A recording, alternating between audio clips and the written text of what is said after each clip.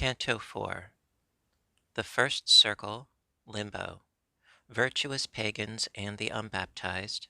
The four poets, Homer, Horace, Ovid, and Lucan. The noble castle of philosophy. Broke the deep lethargy within my head a heavy thunder, so that I upstarted, like to a person who by force is wakened. And round about I moved my rested eyes, uprisen erect, and steadfastly I gazed, to recognize the place wherein I was. True is it that upon the verge I found me of the abysmal valley dolorous, that gathers thunder of infinite ululations. Obscure, profound it was, and nebulous, so that by fixing on its depths my sight nothing whatever I discerned therein. Let us descend now into the blind world, began the poet, pallid utterly. I will be first, and thou shalt second be. And I, who of his colour was aware, said, How shall I come if thou art afraid? Who art wont to be a comfort to my fears? And he to me, The anguish of the people who are below here in my face depicts that pity which for terror thou hast taken. Let us go on, for the long way impels us. Thus he went in, and thus he made me enter the foremost circle that surrounds the abyss. There, as it seemed to me from listening, were lamentations none, but only sighs that tremble made the everlasting air. And this arose from sorrow without torment, which the crowds had, that many were and great, of infants and of women and of men. To me, the Master good, thou dost not ask what spirits these, which thou beholdest are? Now I will have thee know, ere thou go farther, that they sinned not, and if they merit had, 'tis not enough, because they had not baptism, which is the portal of the faith thou holdest. And if they were before Christianity, in the right manner they adored not God, and among such as these am I myself. For such defects, and not for other guilt, lost are we, and are only so far punished, that without hope we live on in desire. Great grief seized on my heart when this I heard, because some people of much worthiness I knew, who in that limbo were suspended. Tell me, my master, tell me, thou my lord, began I with desire of being certain of that faith which overcometh every error. Came any one by his own merit hence, or by another's who was blessed thereafter? And he, who understood my covert speech, replied, I was a novice in this state, when I saw hither come a mighty one, with sign of victory incoronet. Hence he drew forth the shade of the first parent, and that of his son Abel, and of Noah, of Moses the lawgiver, and the obedient Abraham, patriarch, and David, king, Israel with his father and his children, and Rachel, for whose sake he did so much, and others many, and he made them blessed.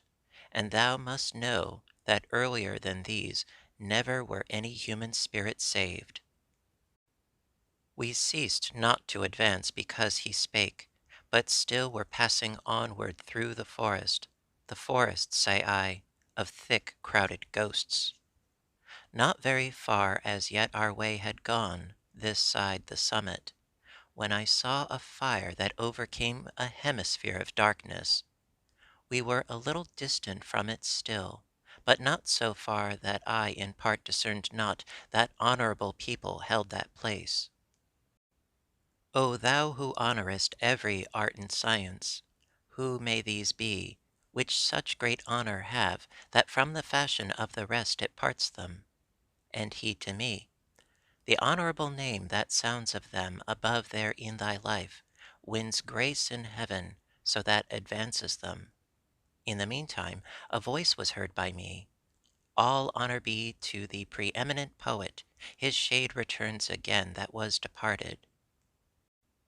After the voice had ceased, and quiet was, four mighty shades I saw approaching us.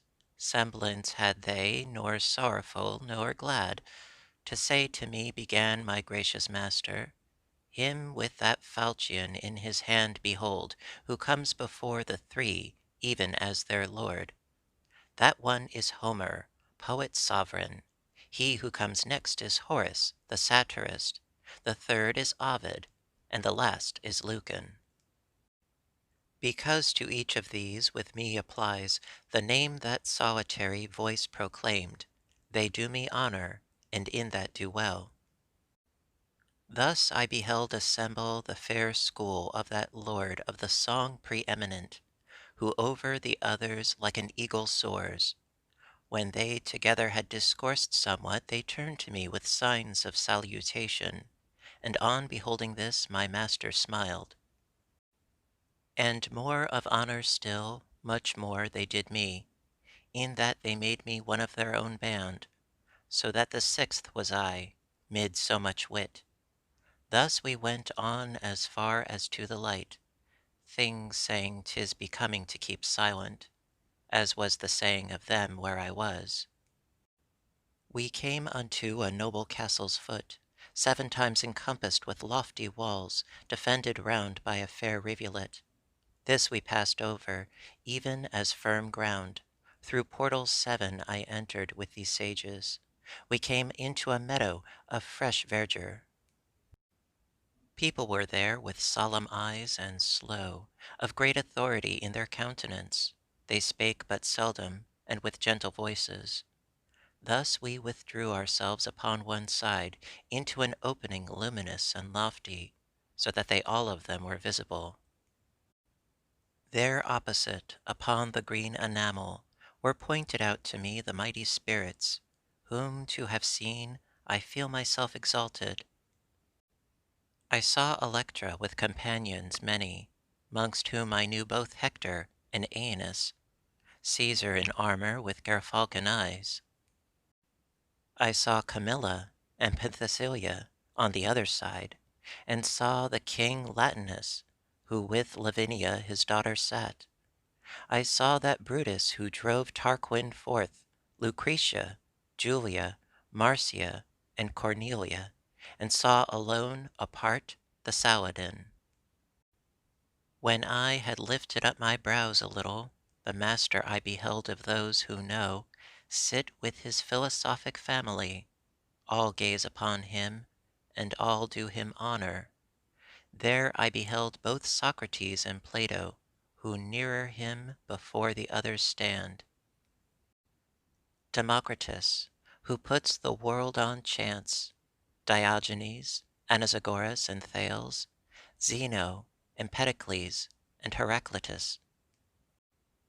Of qualities I saw the good collector, hight Dioscorides, and Orpheus saw I, Tully, and Livy, and moral Seneca, Euclid, geometrician, and Ptolemy, Galen, Hippocrates, and Avicenna, Averroes, who the great comment made. I cannot all of them portray in full, because so drives me onward the long theme, that many times the word comes short of fact. The sixfold company in two divides.